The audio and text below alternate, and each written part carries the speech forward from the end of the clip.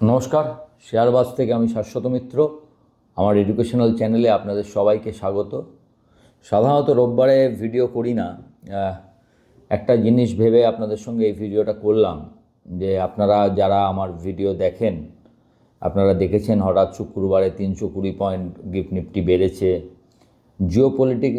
Geopolitically এবং আপনি economically, tariff wise, যুদ্ধের অনেক কিছু ঘটনা ঘটেছে এই শুক্রবার থেকে রোববারের মধ্যে। আমার মনে হলো যেহেতু আপনারা আমাকে দেখেন, আমার প্রতি আপনাদের একটা হাজার হলো আপনারা শোনেন বলেন, আমার একটা মনে হলো যে আপনাদেরকে একবার কি হয়েছে সেটা বলে দেওয়া উচিত বিফোর মন্ডে। ট্রেড হয়ে যাওয়ার পর বলা, ট্রেড আগে একবার আপনাদের সঙ্গে, যদিও আপনারা যারা টেলিগ্রাম চ্যানেলে আছেন তারা জানেন আমি অলরেডি আপনাদেরকে বলেছি, তবু অনেকে এখনও আছেন যারা টেলিগ্রাম চ্যানেলে যুক্ত নয়, তাদেরকে এটা জানানো দরকার। প্রথমে আমি বলবো কি ঘটনা ঘটেছে, ভিডিওটা আপনারা পুরোটা দেখবেন। প্রথমে বলবো কি ঘটনা ঘটেছে এবং তারপরে তার ইম্প্যাক্ট আমার মতে কি হতে পারে সেটা আমি আপনাদের শেষে জানাবো। প্রথমেই যখন আমরা শুক্রবার শেষ করলাম, আপনারা দেখেছেন আমরা 116 পয়েন্ট ওপরে 571 মনে হয় বন্ধ করেছিলাম। মার্কেট ভালো ছিল, মোটামুটি 500-র ওপরে বন্ধ, এবং ব্যাঙ্ক নিফটি প্রায় 400 পয়েন্ট ওপরে বন্ধ হয়েছিল, 650 পয়েন্ট মতো ওপরে গেছিলো।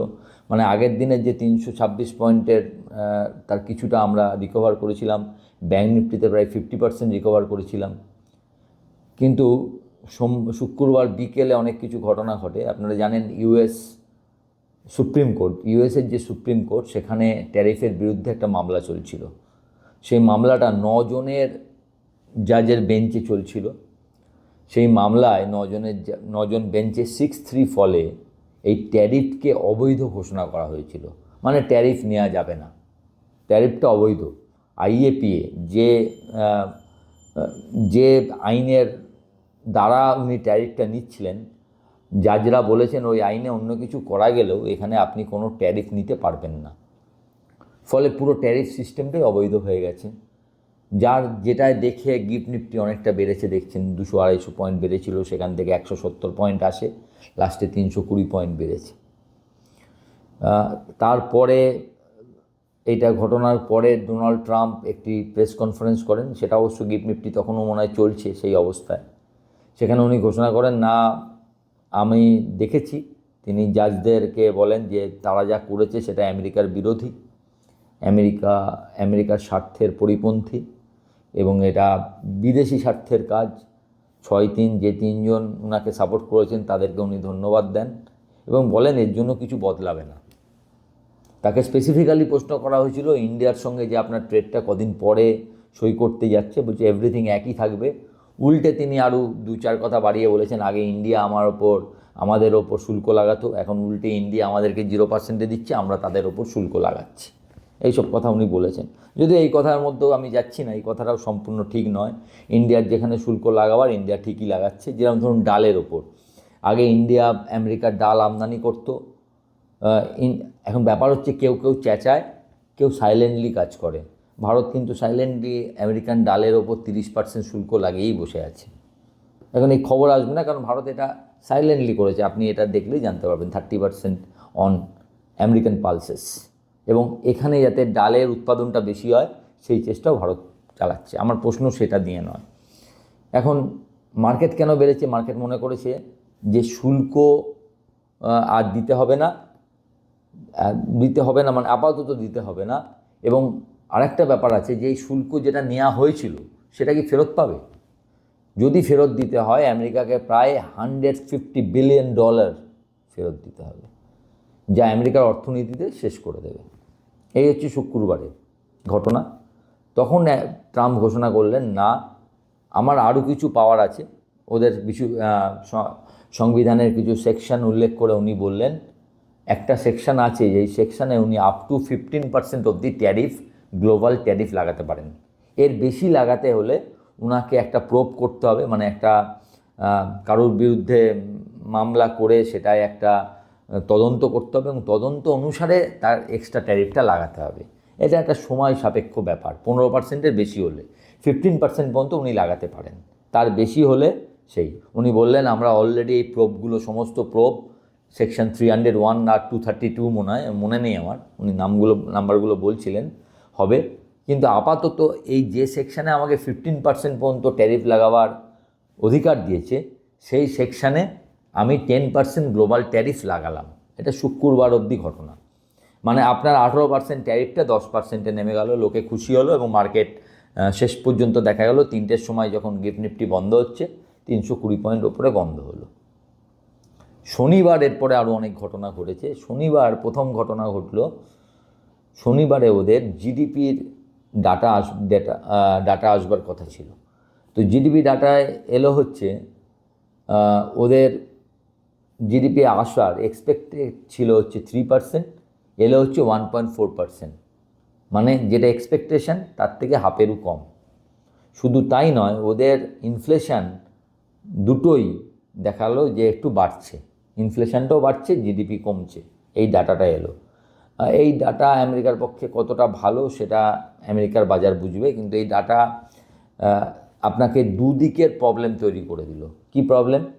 দেখুন, আমাদের সোজা অর্থনীতিতে, মানে আমরা তো অর্থনীতিবিদ নয়, কিন্তু আমরা যেটা সোজা বুঝি এতদিন মার্কেটে থেকে, যদি জিডিপি কমে যায় আমাকে কি করতে হয় না, রেট কমিয়ে অর্থের যোগান দিতে হয়, আরও বেশি করে ধার দিতে হয়, সিস্টেমে টাকা দিতে হয়, তার থেকে আপনার একটা অর্থনীতির একটা যাকে বলে অর্থনীতিরা বৃদ্ধি পায় আস্তে আস্তে, টাকা এলে সেখান থেকে ইকোনমি দাঁড়ায়, আস্তে আস্তে কেনা বেচা এগুলো বাড়ে, লোকের ক্রয় ক্ষমতা বৃদ্ধি হয়, ক্রয় ক্ষমতা বৃদ্ধি হলে তারা কেনে, কিনতে গেলে তাহলে মাল বানাতে হবে, তাহলে সেইখানে শিল্প বাড়বে, সেখান থেকে মানুষের হাতে টাকা যায়, একটা পথ, এটাই আমরা জানি।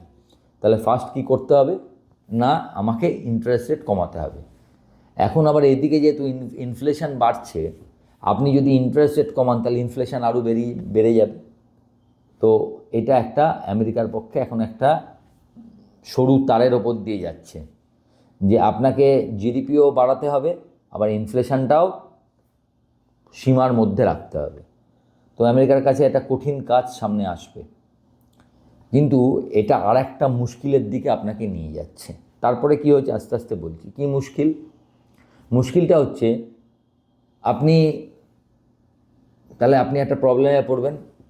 আপনি যখন দেশের কাণ্ডারি, তখন যদি ইনফ্লেশন বাড়ে সাধারণ মানুষের অবস্থা খারাপ হবে, অথচ আপনি রেট বাড়ালে আবার ইনফ্লেশন আরও বাড়বে, তাহলে আবার রেট যদি আপনি না কমান তাহলে আবার আপনার জিডিপি বাড়বে না, আবার রেট যদি আপনি বাড়িয়ে দেন তাহলে জিডিপি কমে যাবে, ইনফ্লেশন হয়তো কমে থাকবে। তো আপনার কাছে এটা আপনার মানে শাখের করাত আর কি, দুদিকে আপনার কাছে প্রবলেম। তবে আমার 30 বছরের আমি ধরুন মার্কেটে মোটামুটিভাবে দেখি, তখন তো খালি খবরের কাগজ, 92-93 সাল থেকে, 15 বছর বয়স হয়তো আমার তখন। তো আমি যেগুলো লক্ষ্য করেছি, তখন ওই পেপারসে আমাদের ভরসা ছিল, তখন তো আর কোনো চ্যানেল ছিল না। তা দেখতাম যে আমেরিকার একটা কাজ ছিল বিভিন্ন দেশের ওপর স্যাংশন লাগিয়ে দেওয়া, ভারতের ওপরও লাগিয়েছে যখন ভারত পরমাণু পরীক্ষা করলো। তো এই স্যাংশনের খেলাটা চলতো, এবং সবচেয়ে দেখতাম যখনই কোনো খবরে আসতো ওদের ইন্টারনাল কোনো একটা প্রবলেম তৈরি হতে যাচ্ছে, তখন দেখতাম কোথাও একটা যুদ্ধ হচ্ছে। মেবি ইটস কোইন্সিডেন্স, কিন্তু আমার কেন জানি না মনে হচ্ছে যে যদি দেশের অর্থনীতি সত্যি করে ওদের সেরম একটা প্রবলেমে পড়ে যেখানে দেশের মানুষের প্রবলেম হতে পারে, সেক্ষেত্রে হয়তো একটা যুদ্ধর পরিস্থিতি নিয়ে যাবে, যাতে আমার মানে জায়গাটা চেঞ্জ হয়ে যায়, দেখার জায়গাটা কোথায় আমি নজর দেবো, নজরটা চেঞ্জ হয়ে যায়। তো সেক্ষেত্রে কি হতে পারে, যেটা ভাবছিলাম যে ইরানের সঙ্গে যুদ্ধটা হলেও হতে পারে, না হলেও হতে পারে। ডোনাল্ড ট্রাম্প 10-15 দিনের টাইম দিয়েছে ইরানকে দেখবার জন্য। ইরানের বিদেশমন্ত্রীও বলেছে যে যুদ্ধ কোনো কিছু সলিউশন নয়, আমরা একটা পাল্টা একটা পত্র করছি, সেটাকে নিয়ে আলোচনা হতে পারে। যদিও আগে থেকেই ট্রাম্প বলে দিয়েছেন আমরা যা বলেছি সেটাই মেনে নিতে হবে, সেটা তো ওরা মানেইনি, উল্টে আরেকটা করছে। সেক্ষেত্রে আমার মনে হচ্ছে যে যুদ্ধটা হয়তো ইমিনেন্ট, যুদ্ধ হবেই। যুদ্ধ হওয়াটা ভালো নয়, কারণ স্ট্রেট অফ হরমুজ, যেটা আজ পর্যন্ত কোনো যুদ্ধে এখনও পর্যন্ত ব্লক হয়নি, যদি ব্লক হয় সেক্ষেত্রে আপনি ভাবতে পারছেন 20 মিলিয়ন ব্যারেল অয়েল ওখান দিয়ে পাস করে, 20 মিলিয়ন ব্যারেল অয়েল। তাহলে অয়েলের কি হতে পারে, গ্যাসের দাম কি হতে পারে। যাই হোক, যা হবে সেটা তো আমার আপনার হাতে নেই, কিন্তু এখনও পর্যন্ত কোনো দিন স্ট্রেট অফ হরমুজ কোনো দেশ ব্লক করেনি, কারণ ব্লক করলে সেই দেশেরও ক্ষতি, বাইরের অনেক দেশেরই ক্ষতি। দেখা যাক কি হয়। কিন্তু কাল থেকে যেসব নিউজ আসছে, আমরা তো নিউজের ভরসা, এখানে তো জানি না, আপনি জানেননি, আমিও যাইনি, যে ইসরায়েল এবং America planning to hit Iran within couple of days, এই নিউজটা চারদিকে আসছে। আমি জানি না কি হবে।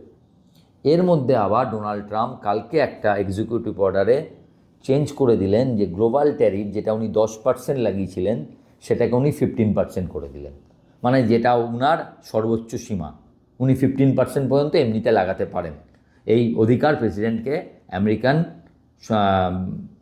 দিয়েছে, আমেরিকার সংসদ দিয়েছে, মানে সংবিধান দিয়েছে, যে 15% গ্লোবাল ট্যারিফ অবধি উনি বিনা বাক্যবায়ে লাগিয়ে দিতে পারেন। উনি সেই সর্বোচ্চ সীমার ট্যারিফটা 10 থেকে 15 করে দিয়েছেন।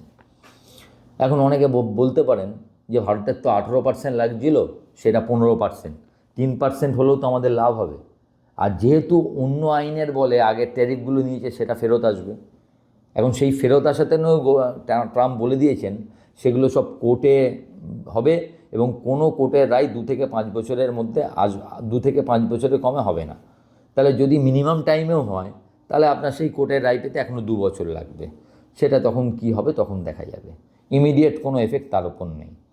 আপনি বলতে পারেন কিন্তু 3% তো আমার ট্যারিফটা কম লাগছে, কিন্তু আগে আপনার একটা সুবিধা ছিল। কি সুবিধা বলুন তো?